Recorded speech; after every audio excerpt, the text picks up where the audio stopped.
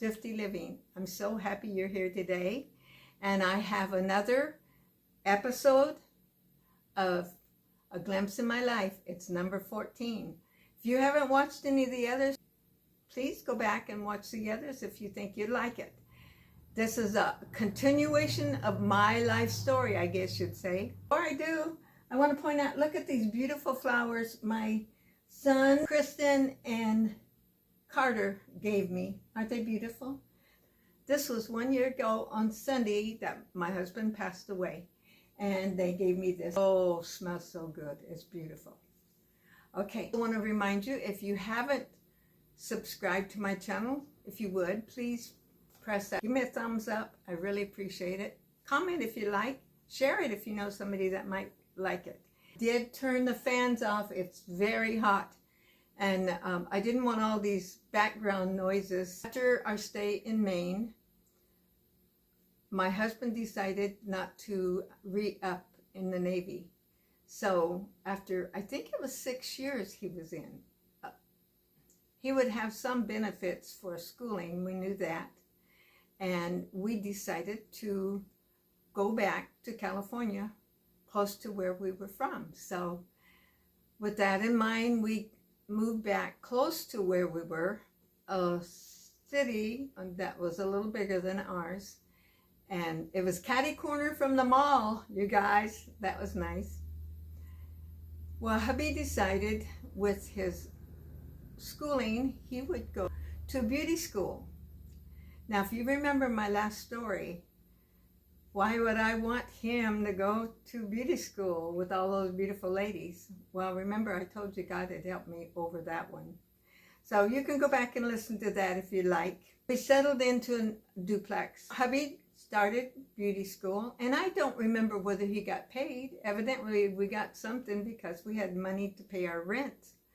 And I went and applied at the nearest McDonald's. Remember, I had worked at McDonald's in Maine, and I enjoyed it. It was a good job for me, and very comfortable with my job.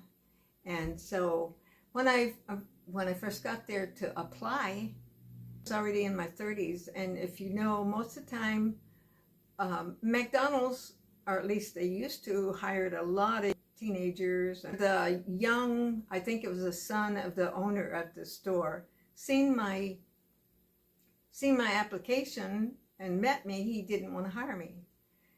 Well, come find out, the owner seen my application, seen I worked at one in Maine, and he told them to hire me. So I got hired. It was all said and done. I will go ahead and say this, that my husband, he got a job part-time there. My son got a part-time job there, and my nephew got a part-time job there. So we were a McDonald's family. Gail wasn't on the workforce, she babysat. We found another church, and it was a wonderful church. We really, really enjoyed it. They had a choir, and we joined the choir and sang the parts like alto, soprano, tenor, and bass. It was just wonderful. We sang in some of the cantatas that they had, and I really enjoyed that. We had friends there. We got to know some people and would visit back and forth with our friends there. And that was always wonderful to have that. Of course, we lived closer to our family, so we got to see them, and my sister that lived closer to me there. So we ended up having a lot of enjoyment being with family and friends. I also taught Sunday school there. I've always enjoyed that. I've taught just about ever since I started teaching Sunday school when I was 13. And so I've taught many times in Sunday school. Mostly, I shouldn't say mostly, almost always it was younger children. At that time, Gordon got a motorcycle, and sometimes whenever I was getting off of work, Gordon would pick me up on his motorcycle and bring me home. Boy, I did not like that. Never was a very good daredevil. Gordon also got a job stuffing the Sunday newspaper. That was a huge job. they would deliver all the stuffings of the newspaper, you know, all the coupons and ads and the funny papers and all the stuff that they put in the middle of a newspaper.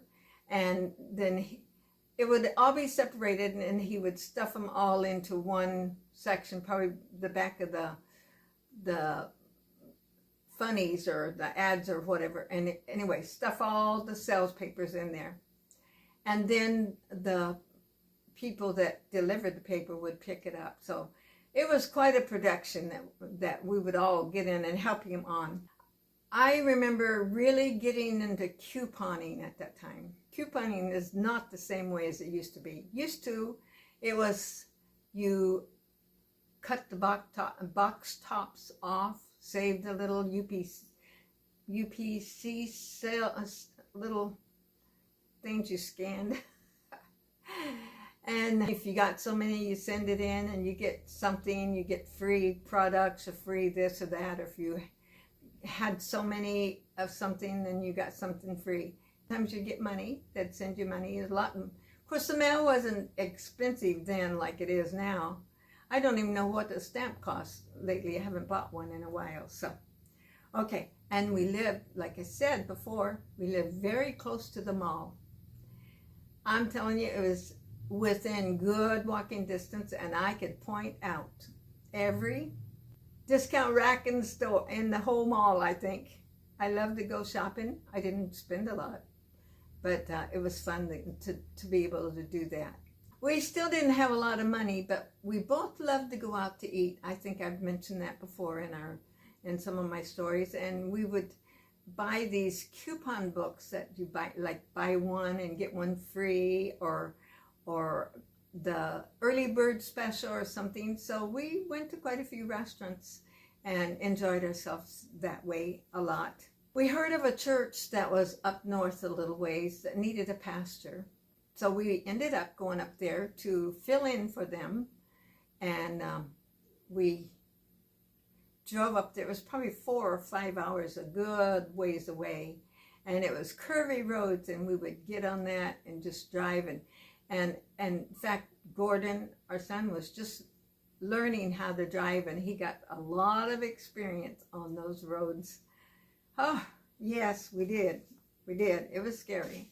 I'm going to stop right here because I asked Gail, my daughter, if she remembered what she remembered about living in our place there. And she sent me a Voxer, and she told me so many things, and that was so interesting.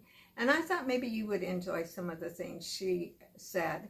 I took the Voxer, I videoed, you can hear the sound of her talking, and I did some fabrics and pretties, and I'll have a few pictures up there too. I think you'll enjoy what she included in this video. And with that, I'm going to say thank you so much for coming.